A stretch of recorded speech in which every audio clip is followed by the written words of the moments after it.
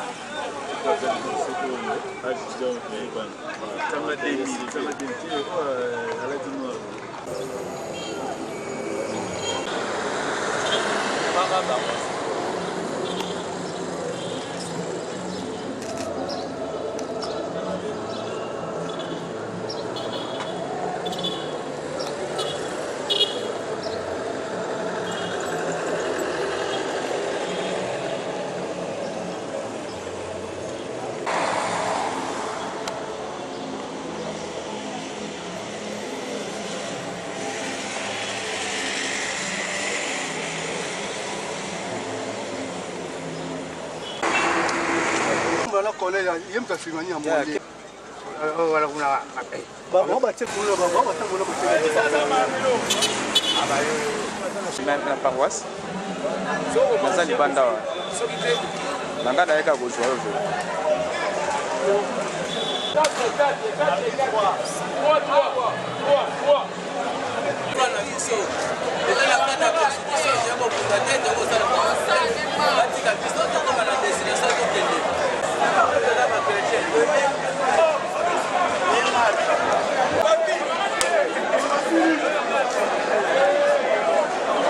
Tomoni bino awa tokoki koyeba bouti na messe na minute oyo programme eza ndenge nini. Bon na minute bazo lando na mikili. Merci na minute oyo bana ya mikili mbote na bino d'abord touti ko sambela na système ka ya bana ya Israël ndenge bazalaki avant bakende bitumba bake basambeli batuni nzambe ya bisi bango bokende. Yango pe biso pe lelo toyaki to sambeli lelo toyena ki bokombatante. Toende to sambeli to sisi to bima to kende marche. To kende pona koloba nandeko oyo bazali ko diriger mboka na esprit ya médiocrité bakende batikela biso mboka ou soit respect intégral et accord ndenge basango balobaki mais biso na esprit na biso nde tozanango ba combattant mais lelo to abandimi mais to sambeli combattant mondimi to kende marche c'est bango batungisi biso te biso to kena kimia tina suka mais c'est batungisi biso to lobaka no Congo eza ya biso tozi makasi ya tata Nzambe tokomi de aba Samson oyo koyesa nini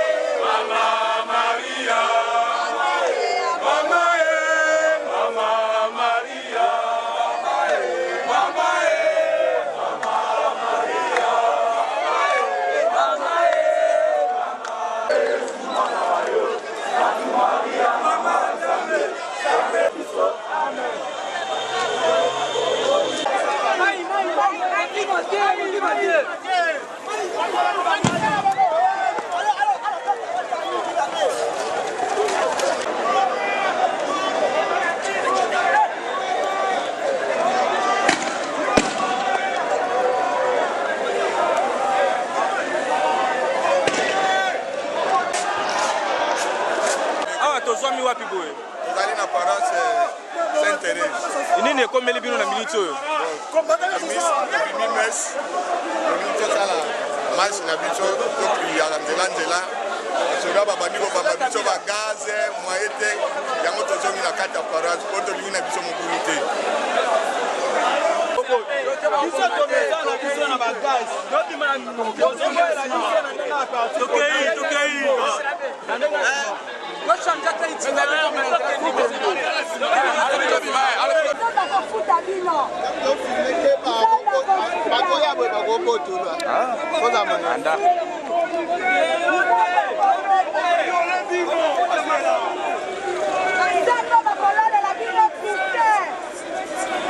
Salaire ou bien été.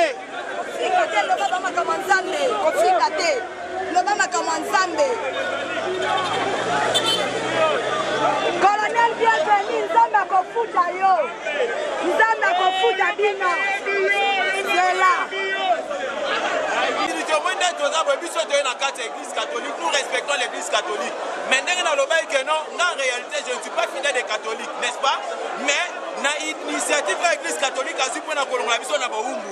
Biso tout que kosambela pour na otia maboko. Mais le corps là que basango il faut pas la liboso, n'est-ce pas? Basango basa liboso biso to ana sima. Mais tant ba beti bagasi bango ba to liboso ba reculer, ne ba tumsusu ba kota. Alors biso le remis ko kolo baboy. Donc on est na timbala ya sima. Basango ceux qui cultent siri bango ba fandi mupanzi. Biso moko ba combattant to 6000 na biso, n'est-ce pas? Et Kourouze parce que ça ne va pas, on ne peut pas résister. Écoutez, la mort est un destin. Vous comprenez? La mort est un destin. Ceux qui le lui ont dit que non, on a odaye, attends, qui m'a pu odaye. Vous comprenez? Parce que l'homme peut penser qu'il va odaye. Biso aussi ton message à gasto, qui m'a gasté. Vous comprenez? Donc, aux zones locaux là, prêtre ne va pas diriger marche, mais ici, tout ça la repli. Il y a même chose de ça, repli. Mais net, au même item, madame, monsieur Simbate. Vous savez pour la troisième fois. Respecter les autres, donc il y a ton côté de Sambeli avant bango babi banda marche ils ont aussi to bimi to bandi marche.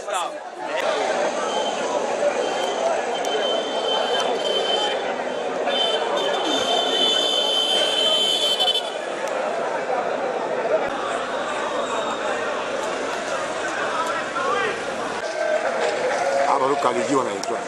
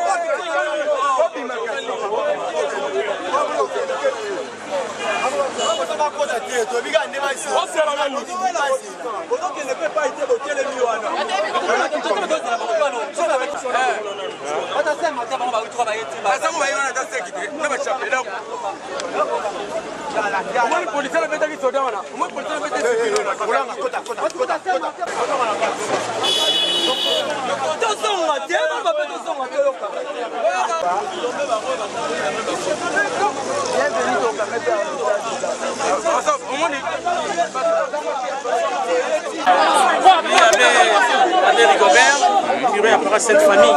Ndenge nini okomi awa na Sainte-Thérèse? Ndenge bande ko la comité la coordination laïque basengaki na simamisa tudimaki longo na bakiso tamboli na boulevard Lumumba tokomi pene na Betani basuda bayaki babeti balacrimogène tufukamaki na Losambo na sima balekisi biso tutamboli tukoso pene baye lisusu babeti balacrimogène bakiso bapanzani kasi basimbi biso te batiki biso toleka bakristo bakimi yango na tokomi malembe tokoma awa na paroisse Sainte-Thérèse. Na bampate na yo est-ce que on enregistré ba mort te ba blessé te pour le moment? Te ba blessé bazali te ba mort bazali te kaka omoni miso ne okomi balacrimogène de sali biso boye mais quelques soldats omoni babotolaki appareil botil pe na mbongo na bandeko ba Christ. Merci.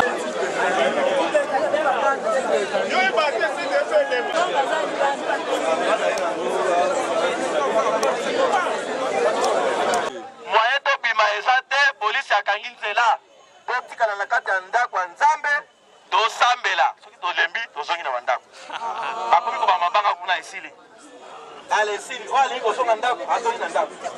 Ah, ça va donc nous mal.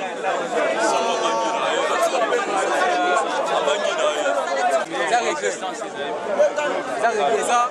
Nous avons suivi dans ton lembi. Il y a des mobilisations pour s'amasser. Face à partisans qu'on appelle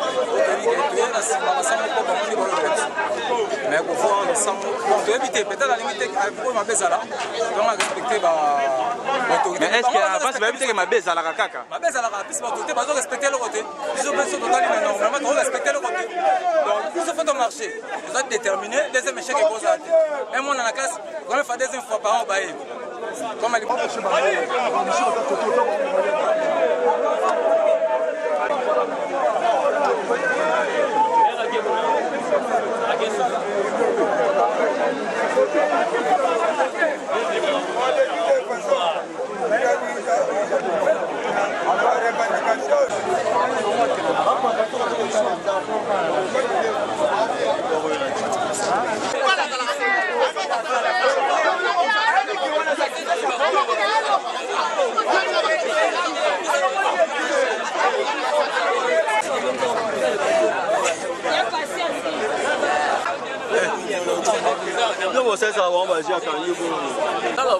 malobazaka ka résidence surveillée moni bato nyonso marché tolobi mpe ke baboyi tobima mais soki boboyi bato bamarché botika bango bazonga ndako mais sikoyo na surveillance to bato bavanda awa ti ndenge nini ekomi neti batie bato na contrainte wana eza liberté lisusu kaka te boboyi bato bamarché botika bango mpe bazonga ndako mais sikoyo bosurveille tala basoda kuna ti kuna bato nyonso bavanda awa bamosusu batension na bango toyebi te eta na bango ya santé toyebi te bamosusu bamelaka kisi midi mais sikoyo bovandisi bato awa ti ere nini balibere balabala bato bakende ndako mpo basi balakisi biso ke baza incapable ya koencadre marché oyo bato basengi mpona expression na bango wana eloko na nga na touti koyoka sango baboyi marche lelo babi tozonga yango batie bino na résidence surveillée nini okokoloba mpo toyebi déjà répression ezalaka nango à tout moment mais bango baorganize kaka bamaintenant qui marche mais elo omwesami te ezali déception te côté ya peuple congolais. Non, il faut voyeba ke paroisse nano s'intéresse à paroisse monene donc bapermettre même pas lokolo ezala libanda bayebi ke soki fulu oyo ebimi marche kosalema nango na ndenge esengeli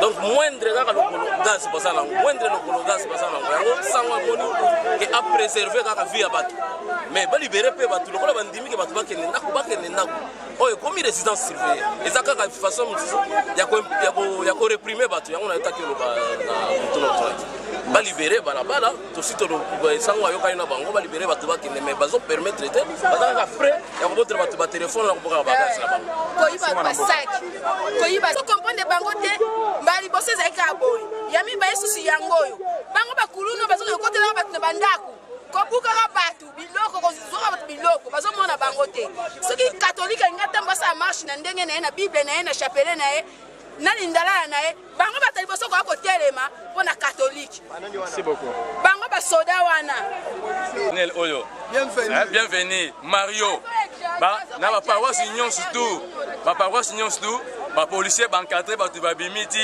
mois de septembre molai après bayokutana na embuscade ya bana mura nde bapandi bato mais biso awa je comprends pas ye commandant ya district awa oleki aprotéger bandimi ya district na ye moto ya liboso azoya mpo apanda église eza normal est-ce que ye mpenza ayebi nzambe mpe nzambe ayebi ye nini obenge Mario alela ndako bato ndaka mwasi moko boye na quartier 8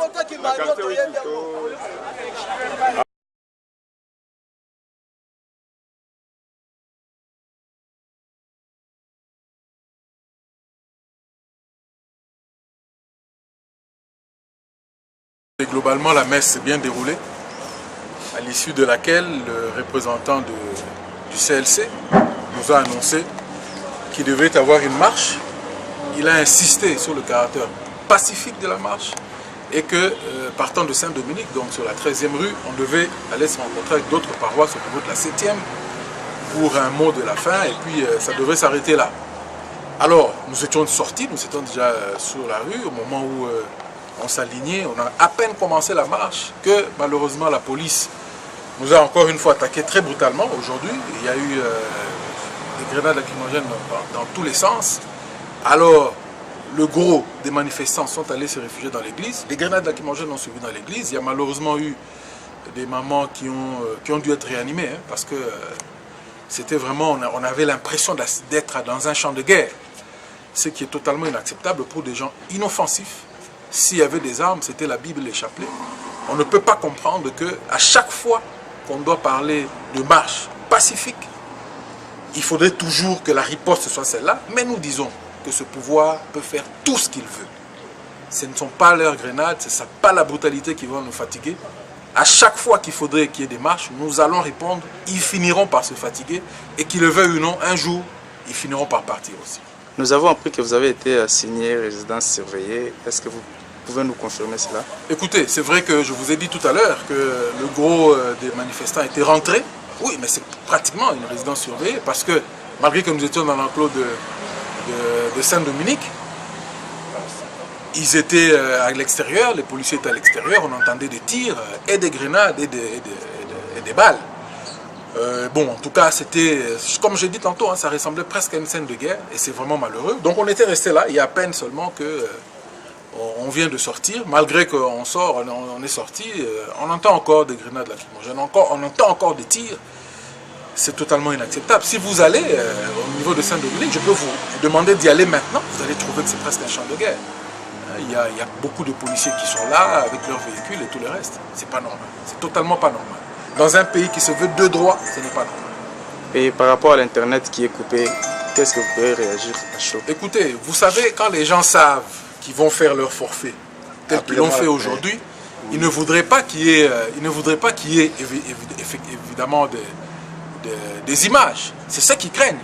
Ils craignent que le monde entier ne puisse voir presque en direct, aujourd'hui avec la nouvelle technologie, tout ce qui se passe, parce que c'est totalement inacceptable. Mais bon, de toute façon, ils coupent, ils finiront par remettre. Et ces images sont dans nos téléphones. Les gens finiront par voir. En fin de compte, c'est un cercle vicieux, ils doivent simplement laisser Internet, parce qu'en fait, ils ne font absolument rien en coupant Internet. Et quel message lancerez-vous à tous les Congolais qui vous suivent? En tout cas, à tous les Congolais, c'est de dire, c'est notre pays. Nous devons nous battre absolument pour que demain, nous sommes dans un État véritablement démocratique, dans un État où il fera beau vivre pour tout Congolais.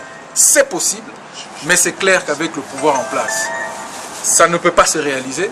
Il est temps que nous puissions pousser les choses pour que l'alternance soit concrétisée afin que le Congo puisse véritablement partir sur de bons rails.